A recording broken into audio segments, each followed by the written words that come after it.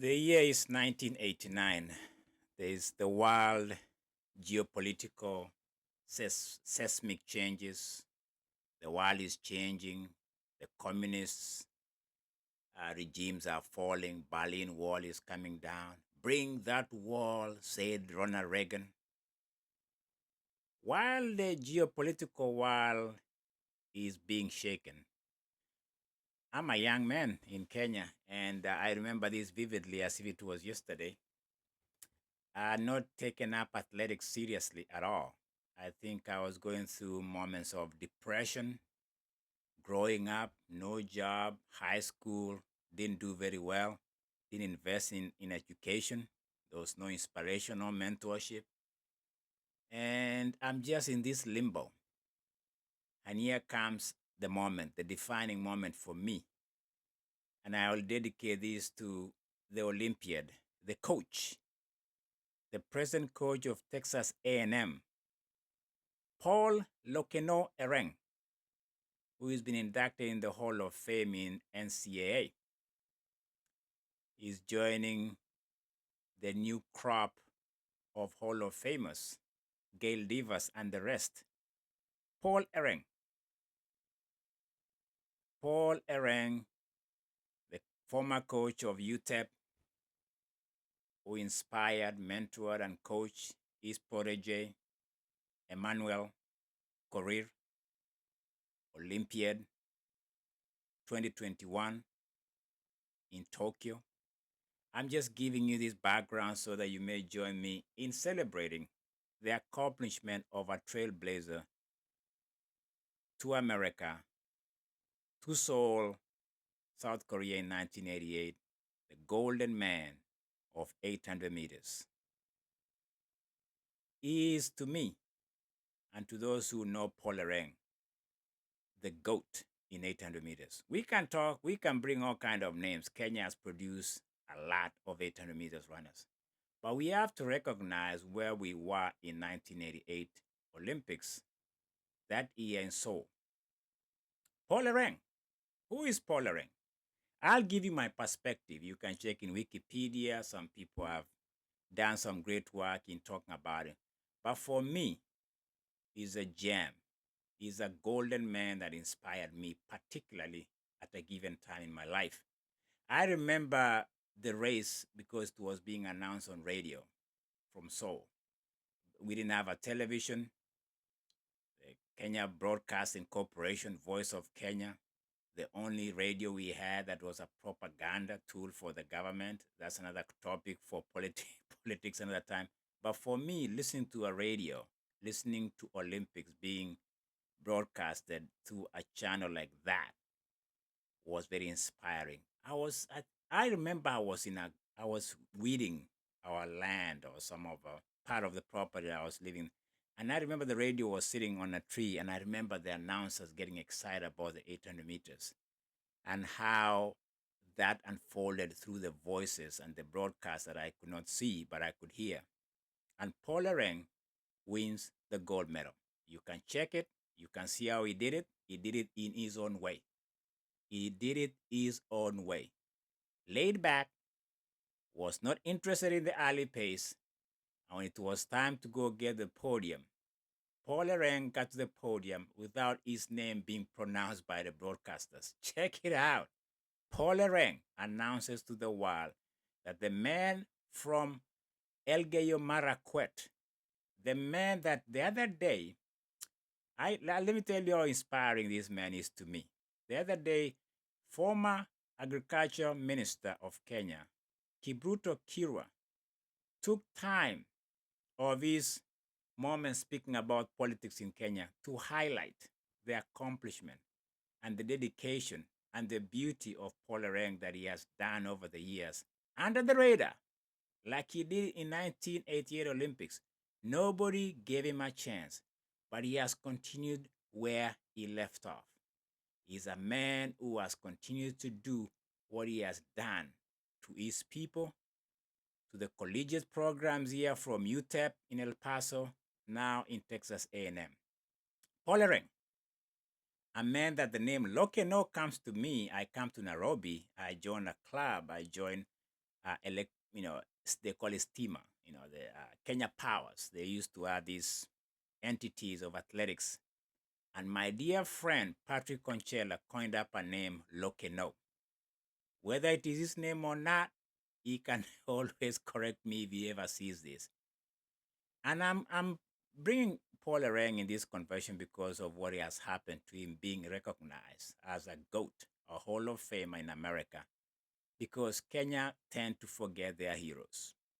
But I'm not, because for me, the reason why some of us love and are passionately invested in 800 meters is because of what Paul Ereng did in the 80s, from 80 when he won the NCAA back to back in 1888, 89, went to Seoul Olympics and dominated that race, won in indoor championship back to back, Belfast, and whatever else he did, and him and Nixon freaking Kiprotich they could not shake each other off those 2 years when they were dominating indoor championship and races in Europe. I remember these guys and they were my gods. They were the people who made me who I am. They have no idea. Everybody has their hero. People have their own little gods. To me, these were inspirational athletes back when I was trying to get into this club of athletics, and I became what I became. Came to America in 1991, went to USUL back in Louisiana, went to national championship in 93. Is because of Paul Ereng, specifically Paul Ereng, and later I can say Nixon Kiprotich, whom I had a chance to interact with when I was in Kenya back in the days in Nyayo Stadium, Kasarani, where I used to train. And because of that beauty, that background I just gave you, Paul Ereng is not just a Hall of Famer in America NCAA program, but he's an inspirational man. Never met him, never talked to him, but I've followed his career. And I've seen that even when you look at his art, let me just be specific how this guy created a prodigy in Emmanuel Korir. Emmanuel Korir won the NCAA championship just like his coach did with the Cavaliers in Virginia. Emmanuel Corey did that for UTEP. He went to the Olympics with nobody giving him a chance. Emmanuel Corey did what his coach, his mentor, his man made him to be. You can always recreate. And for me, as somebody who is in this two career, Paul Ereng is a man above man as far as accomplishment is concerned. Nobody can equal this trailblazer. We've talked about great trailblazers. Henry Rono, the late Henry Rono, legendary guy, broke world records. Mike Boyd came here. Patrick Sang came here. For me, America is not just a place where you come and all you do is just do what other people have done. Roll up the dice and hopefully things happen. For me, this guy, Paul Ereng, he's been larger than life. Became a coach of the junior team in Kenya, who came second in the championship. So what I'm trying to say is this. It was 1988, 89, and after that, he had a window of a career that it was 88 for him, and then indoor back to back. And then I think he had Achilles injury that just seemed to have derailed his career, and we never see the best of him after that. But I was going to ask him if I ever meet him. I've been trying to contact Paul Ereng to see whether I could be part of the witnesses in Eugene as he's inducted into the Hall of Fame. There's a moment in 1991 that I want to ask him whether it was the time he knew his time was up. Was it the time he got injured or what? Because if you guys have watched, if you guys follow anything that is athletic, Billy Conchella passes him right there at the finish line in 91, where a Kenyan by the name of Ruto won the 800. And Paul Ereng was sitting down after the race. He came forth and you could tell in his face that he was done and devastated. He tried to go to 92 Olympics.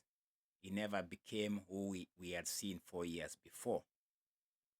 And 91 for me, he thought he had at least a medal. I wonder. I always like those conversations, man, because I usually watch those moments of Paul.